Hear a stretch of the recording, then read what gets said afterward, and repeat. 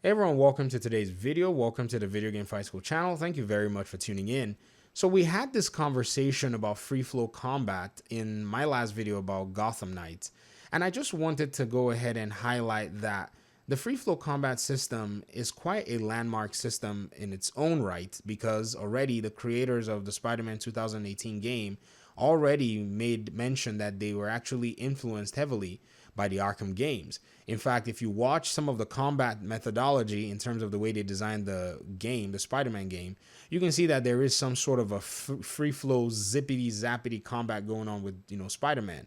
I think one of the biggest criticisms is that, Batman can just basically zap from one side of the room all the way to another character, and so it didn't make it seem somewhat realistic. Well, Spider-Man has been doing it as well in, his 2 or 2.5 games, depending on how you look at the remastered version, and no one has really said anything. And then the epic finisher camera that was actually much more emphasized by the free flow system of Rocksteady is also something that's really huge in the Spider-Man games. So if the free flow system was not necessarily that great according to some critics, then why did this game bank its action sequences and fight sequences on a system so similar? I guess it's because the system is widely accepted and it's actually widely enjoyed that they decided to go ahead and do that. Now, here's the beauty of video game development.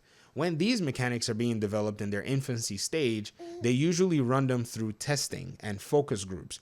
I think in the testing and the focus groups, they usually basically get feedback from the people who play the games.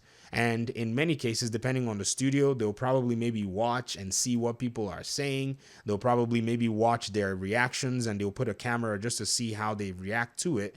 And this is how they can kind of get some feedback early on when they're developing things. Now, with Gotham Knights, I don't know who the focus testers were, but it seems to me that they probably did not get a huge taste as to exactly what the combat would look like on a large scale. Maybe they did, or maybe after they gave their feedback, the development team decided to go ahead and just show the fans what they had, just to see the fan reactions as well regarding combat. But I can almost say, in my mind, the focus testers are paid, or at least in their own way, they're maybe compensated or at least given rewards, depending on the studio or publisher hiring them. They're supposed to give their unbiased feedback. Now, let me throw another tidbit in here. If you watch the documentary called Making Kratos, you'll see that the focus testers for God of War, when they actually put them in the room to play as Kratos and Atreus, they almost all, 90-something% of them said they did not like the combat. Can you imagine that? They basically came out almost unanimously to say, we're not necessarily feeling this combat and we don't know exactly what this feels like. So focus testers could be wrong. So perhaps Warner Brothers Games Montreal got a bunch of focus testers and they all went in there and they said, we love this combat, we adore it. And it wasn't until the DC fandom event when we got to see what the combat was, did the community find themselves having a split divide as to exactly what they felt about what it is that we've seen in the combat. And granted, we haven't seen much. There's more that needs to be shown, so I guess we can only go with what we want.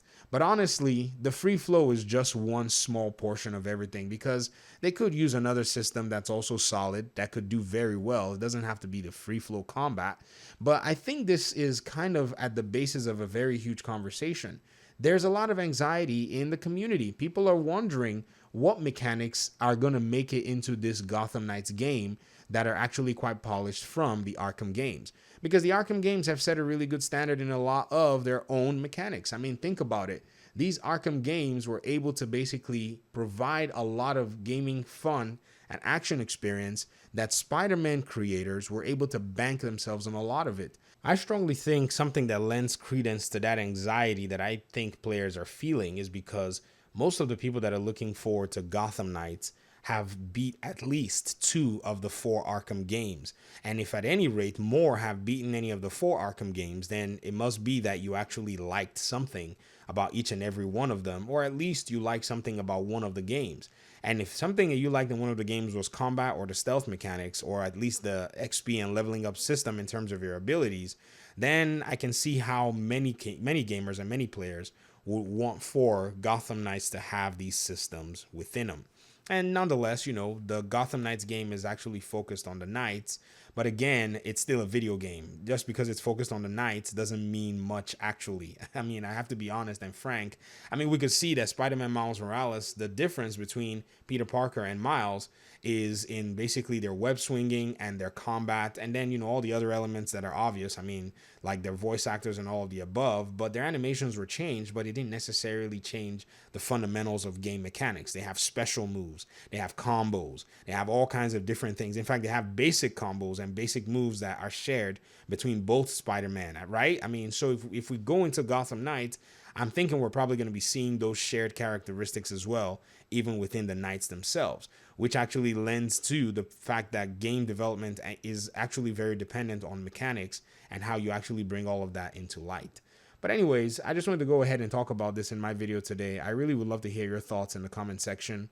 Let's go ahead and just continue this conversation, because at some point, I think we're going to get to the phase and the stage where we see more.